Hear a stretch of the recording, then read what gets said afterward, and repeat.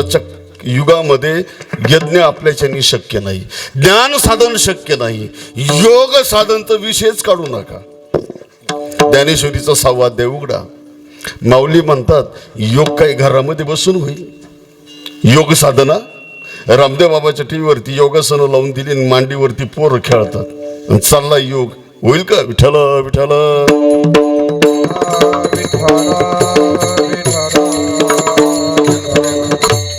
ज्ञानेश्वरीचा 6वा अध्याय उघडा. माऊली म्हणतात योग साधना करण्याकरता जागा कोणती असावी ती लिहिलेली आहे. श्लोकामध्ये वाचा तुम्ही. सुचोदेशे प्रतिष्ठाप्य स्थिर मानस महात्मना या श्लोकाच्या खाली वाचा. माऊली म्हणतात योग साधना कुठे नाही होत. पर्यावश्यक पांडवा खाली लिहितात बरं का माऊली. पर्यावश्यक पांडवा ऐसा ठाव जोडावा तेथं निगुड मठ व्हावा का शिवालय. तिथं मठ किंवा शिवालय असावा, दक्षिण वाहिनी नदी असावी. अशा जागेवर तो योगी उत्तरेकडे तोंड करतो, दर्भासन घालतो, उत्तरेकडे तोंड करून मग प्राणायामाला सुरुवात करतो. प्राणायाम म्हणजे काय? आपल्या शरीरामध्ये 72,000 नाड्या आहेत. किती मोजल्या का तुम्ही?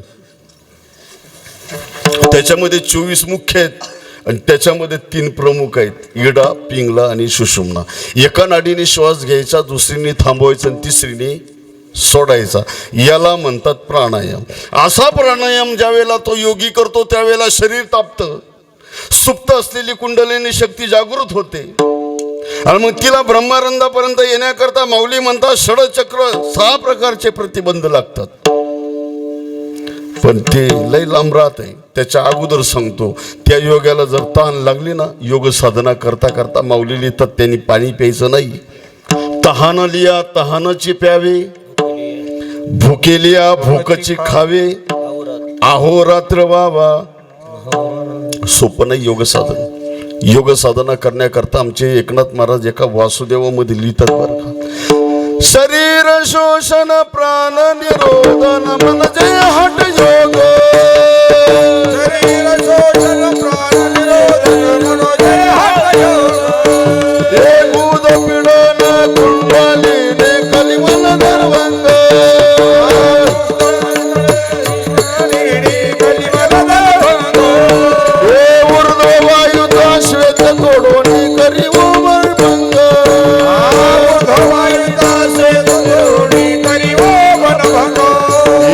ब्रह्मानंदे मिसळे परे मोक्षुरंग. ओम नमो भगवते राम कृष्ण वासुदेव. ओम नमो भगवते राम कृष्ण वासुदेव.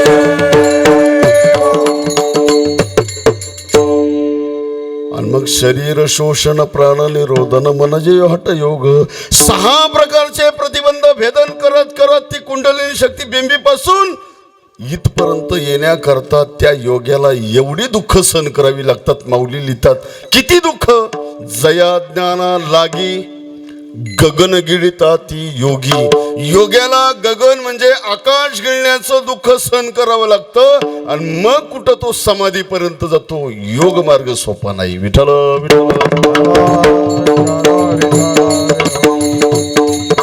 या कलियुगामध्ये यज्ञ करू शकत नाही, या कलियुगामध्ये ज्ञान साधना करू शकत नाही, या कलियुगामध्ये योग साधना करणं शक्य नाही आणि या युगामध्ये कर्म साधना कठीण. कर्मकांड सोपं आहे असं म्हणतात बरं का. त्या कर्मकांडामध्ये जर घुसलं, आचमन करण्याकरता जे पाणी घेतो ना ते किती घ्यावं लागतं माहिती आहे का? जल उडदाचा दाना भिजेल एवढंच पाणी. कमी झालं तरी दोष आणि जास्त झालं तरी. आणि कसं कर्म साधना होईल आपल्याकडून? ते कर्मकांड कलियुगामध्ये होणार नाहीत, योग साधना कलियुगामध्ये होणार नाहीत, तप साधना कलियुगामध्ये होणार नाहीत. या कलियुगामध्ये सर्वात सोपं साधन असेल नाम संकीर्तन साधना पै सोपे.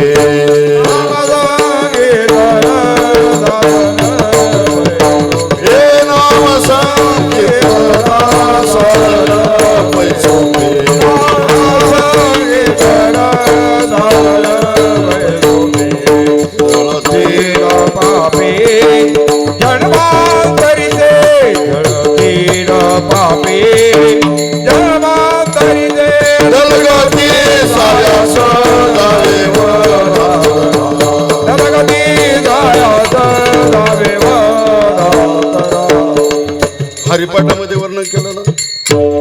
महाराज म्हणतात न लगती सायास.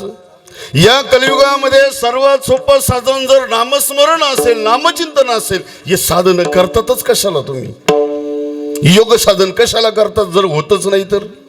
माऊली ज्ञानेश्वरी मध्ये एक ओवी खर्च करतात बरं का.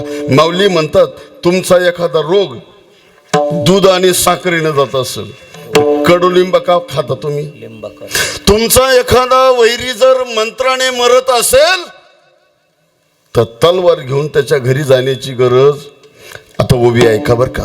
जरी मंत्रेसी वैरी मरे, जरी मंत्रेसी वैरी मरे, तरिका बांधावी कट्यारे, रोग जाय दूध साखरे तरी कडुलिंब का द्यावा. विठ्ठल विठ्ठल.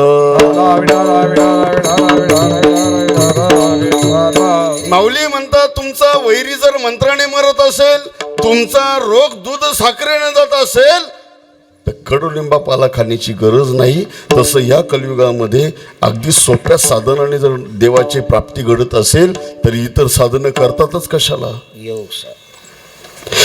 योग याग विधी येणे नव्हे सिद्धी,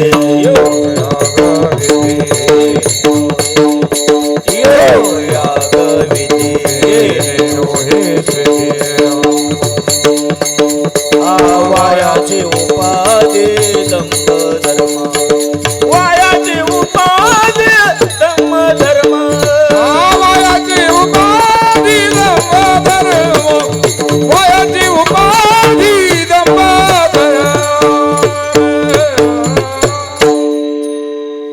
कीर्तन जास्त जड नाही वाटत.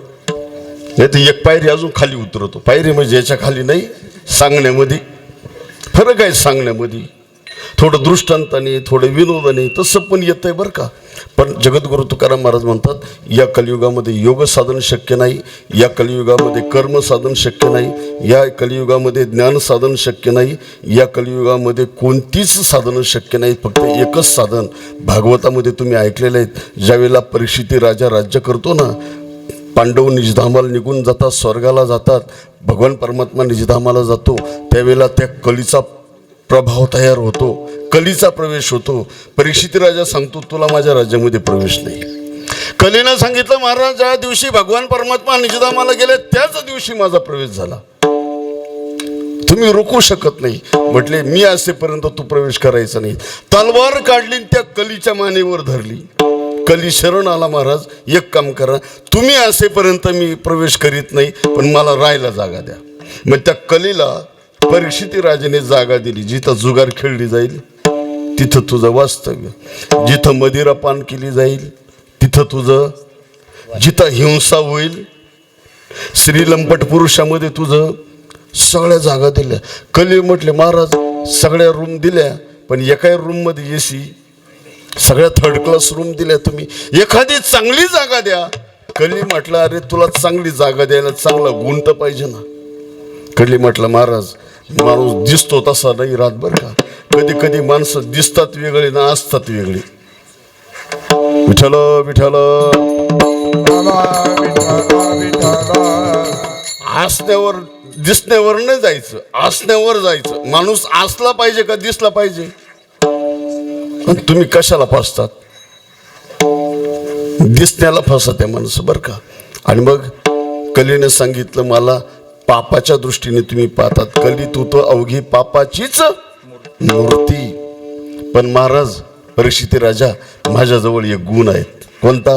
मग तो कली राजा परीक्षितीला त्याच्याजवळचा गुण सांगतो. ऐका, बडबड नका करू. बडबड केल्यावर काय होतं माहिती का? कीर्तनी बडबड करील जो कोणी, आणि पुढं काय बेडूक होऊन येईल मग डराव डराव डराव डराव. विठ्ठल विठ्ठल. मग तो कली परीक्षित राजाला सांगतो महाराज ऐका, मला पापाच्या दृष्टीने लोक बघतात पण माझ्याजवळ एक गुण आहे. तो गुण श्लोक सांगतो ऐका, भागवतातला श्लोक आहेत. यत् फलम नास्ति तपसा न योगेना समाधीना. म्हटले महाराज या कलियुगामध्ये हजारो वर्ष तपसाधना करा, या कलियुगामध्ये हजारो वर्ष योग साधना करा, या कलियुगामध्ये हजारो वर्ष कर्म साधना करा. एवढं करूनही जे फळ प्राप्त होत नाही ना, या कलीमध्ये फक्त एका नामाने प्राप्त होतं. कलियुग उद्धार हरीच्या नामे कलियुग उद्धार हरीच्या नामे कलियोगी उद्धार हरीच्या नामे कलियोगी उद्धार हरीच्या नामे कळासी येते आहे अधिकार आणि कलियुगी उद्धार हरीच्या नामे कलियुगा माझी करावे कीर्तन तिने नारायण देईल भेटी या कलीमध्ये जे तप साधनाने शक्य नाही, जे योग साधनाने शक्य नाही, जे कर्म साधनाने शक्य नाही, ते फक्त एका नाम साधनाने शक्य आहेत.